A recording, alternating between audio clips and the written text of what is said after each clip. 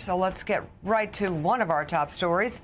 Leaders from across the globe are beginning to gather in Davos, Switzerland for the World Economic Forum as President Trump's threats against Greenland loom large. Overnight, the president posted on social media that he spoke with the NATO Secretary General about Greenland and agreed to meet with the various parties in Davos on his push to control the territory. Trump added, quote, "There can be no going back." The president also shared what he says are messages from Emmanuel Macron, where the French president writes, quote, "I do not understand what you are doing on Greenland." MS Now has reached out to French officials for comment. Despite mounting resistance from European leaders, President Trump told reporters last night he does not expect much pushback on his Greenland plan. He also claimed he does not care about the Nobel Peace Prize.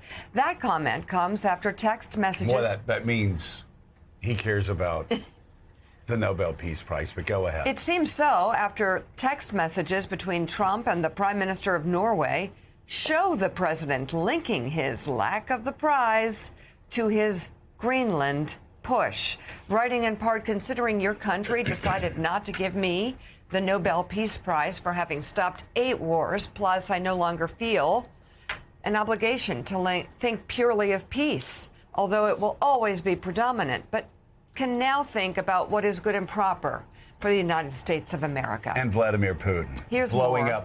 blowing up NATO is not good for the United States of America. None of this is good for the United States of America, but it is great for Vladimir Putin.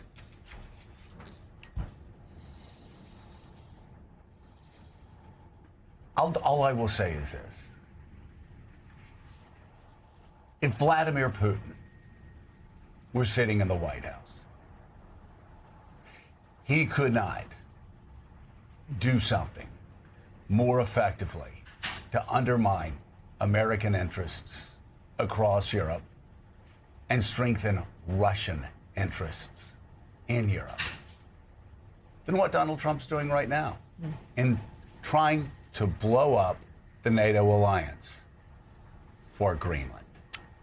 Here's more of what the president had to say last night about that and his Greenland ambitions. No, I don't care about the Nobel Prize. First of all, a very fine woman felt that I deserved it and really wanted me to have the Nobel Prize, and I appreciate that. If anybody thinks that Norway doesn't control the Nobel Prize, they're just kidding. They have a board, but it's controlled by Norway, and I don't care what Norway says. But I really don't care about that. What I care about is saving lives. Well, I don't think they're going to push back too much. Look, we have to have it. They have to have this done. They can protect it. Denmark, they're wonderful people. And I know the leaders are very good people, but they don't even go there. And, you know, because the boat went there 500 years ago and then left, that doesn't give you title to property.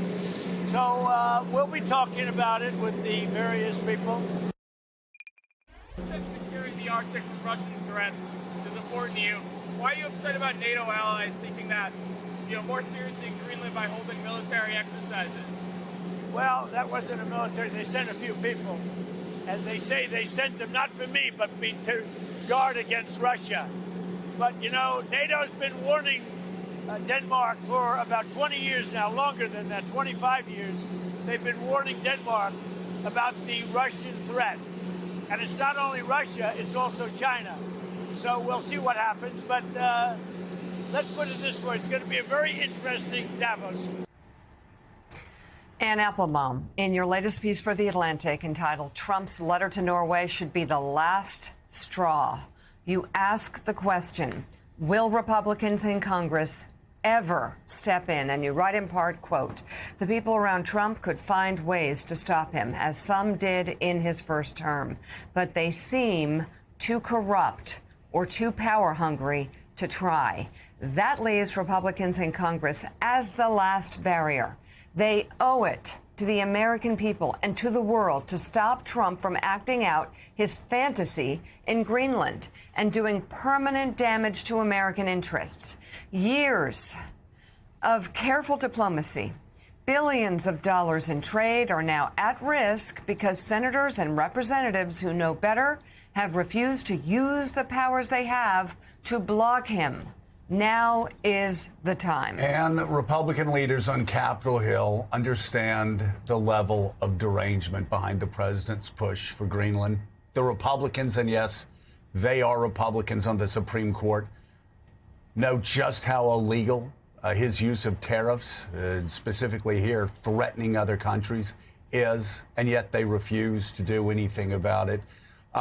What hope is there that Republicans will actually step up and do the right thing, even, well, especially because 75% of Americans, 80% of Americans think this is genuinely bad for the United States?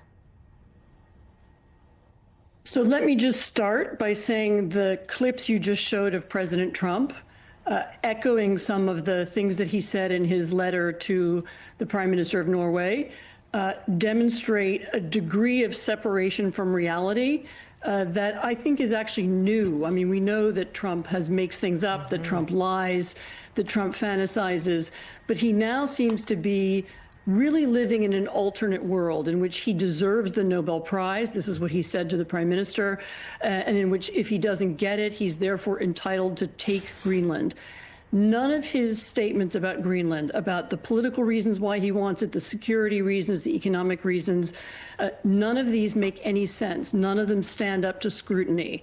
The U.S. has had a base on Greenland for decades. It could have more next week. U.S. firms are not looking much for minerals in Greenland because it's very difficult to dig there. But if they wanted to do that, they would be welcome to.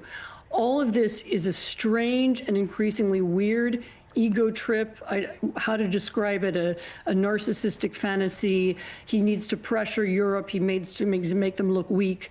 And as you just said, every member of Congress should know exactly how damaging this is. This makes the United States look crazy, our president look off his rocker. We are demanding a major change, a territorial change to make Greenlanders become Americans without offering any explanation. This is really a moment when Congress can stop him. And as you say, the Supreme Court can say, no, you cannot use tariffs as random punishment or as random, as a way of expressing Trump's feelings. Tariffs have an economic purpose, and they need to be used carefully.